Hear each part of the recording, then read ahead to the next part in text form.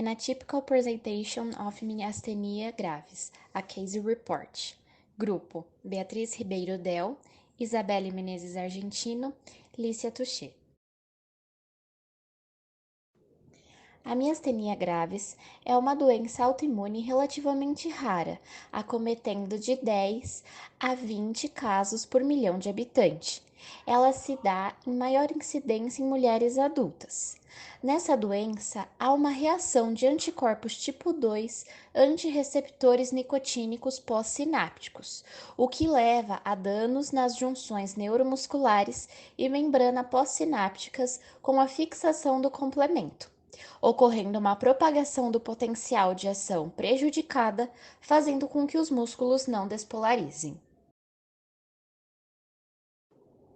Os sintomas típicos dessa doença incluem fraqueza muscular iniciada em ombros e quadril, que progrede para a face, queixa de piora ao longo do dia, dioplia flutuante fadigável, pitose, disfasia e disfonia.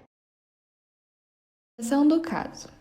No nosso artigo, temos a história de uma paciente, mulher de 81 anos, com histórico de diabetes, hipertensão e doença degenerativa da articulação do quadril. Ela não possui doenças autoimunes na família, além de uma mãe com hipotireoidismo. Essa paciente apresentava os seguintes sintomas: fadiga no pescoço por 2 semanas, sem qualquer causa aparente, sendo que essa dor agravava ao longo do dia, sem qualquer agravantes ou atenuantes desse sintoma.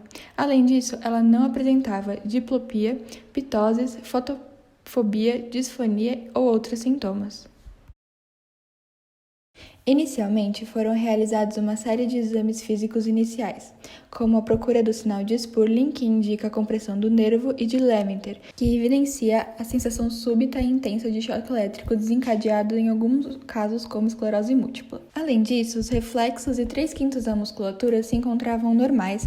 Os exames de sangue não indicavam alterações no fígado, excluindo inflamações musculares, além dos marcadores autoimunes estarem totalmente normais. A paciente progrediu por mais 2 semanas com os sintomas de fraqueza no pescoço e dificuldade de mantê-lo imóvel. Foi realizada a radiografia de tórax, mas essa se mostrou normal, sem sinais de adenoma. As únicas alterações encontradas foram a presença de anticorpos anticolinérgicos, anticorpos bloqueadores e anticorpos moduladores acima das médias normais, o que é consistente com o diagnóstico de miastenia gravis. Devido ao quadro clínico e os resultados laboratoriais, foram prescritos agonistas colinérgicos ao invés de se realizar eletromiografia para diagnosticar a miastenia. Foi prescrito então piridostigmina, inicialmente por 3 dias, apresentando uma grande melhora no quadro.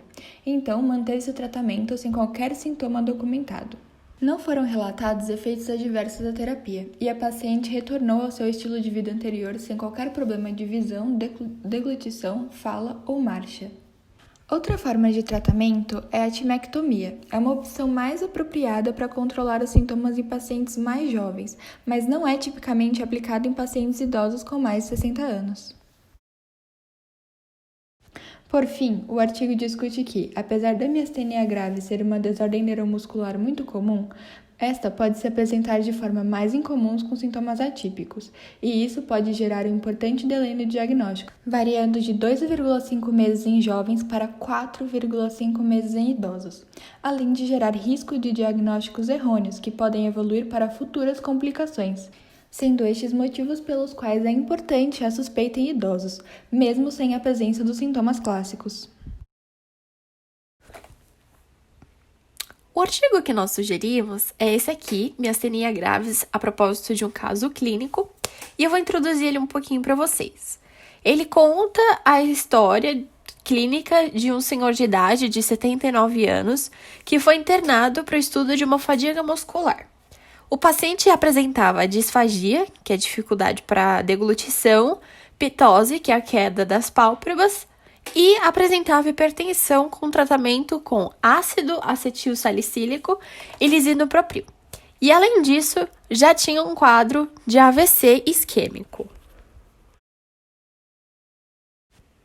Nós escolhemos esse artigo porque, lendo ele, nós vimos que ele discorre de uma forma mais clara a doença evidenciando que tem uma maior frequência no sexo feminino e que ambos os sexos têm 2 picos de incidência, sendo nas mulheres entre os 20 e os 30 anos e nos homens entre os 60 e 70 anos.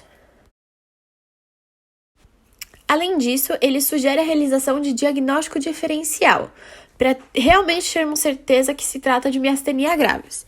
Então, deve-se excluir situações cujo quadro clínico possa mimetizar a miastenia graves, como, por exemplo, tratamento com aminoglicosídeos, procainamida ou até mesmo um quadro de botulismo. Ele também sugere que se faça a tomografia computadorizada de crânio para excluir a existência de uma massa intracraniana, a existência de esclerose lateral amiotrófica, que é comum para a idade, e da síndrome miastênica de Eaton-Lambert, que é associada a carcinomas. Na questão do tratamento, ele dispõe de mais opções de tratamento, evidenciando que o tratamento da miastenia graves se fundamenta em 4 pilares, sendo estes: tratamento com fármacos anticolinesterásicos, timectomia, que não é recomendada para maiores de 60 anos, terapêutica imunossupressora e, por fim, a imunoterapia.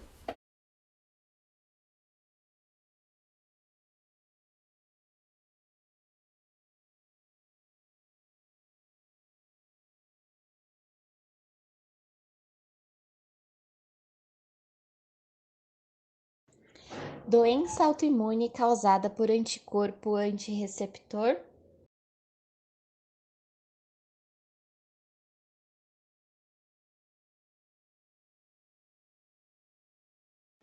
Gera uma desordem neuro.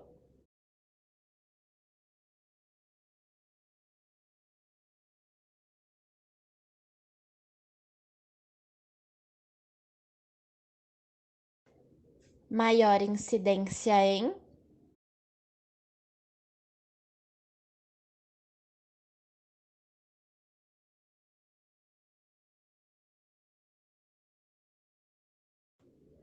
O principal sintoma é.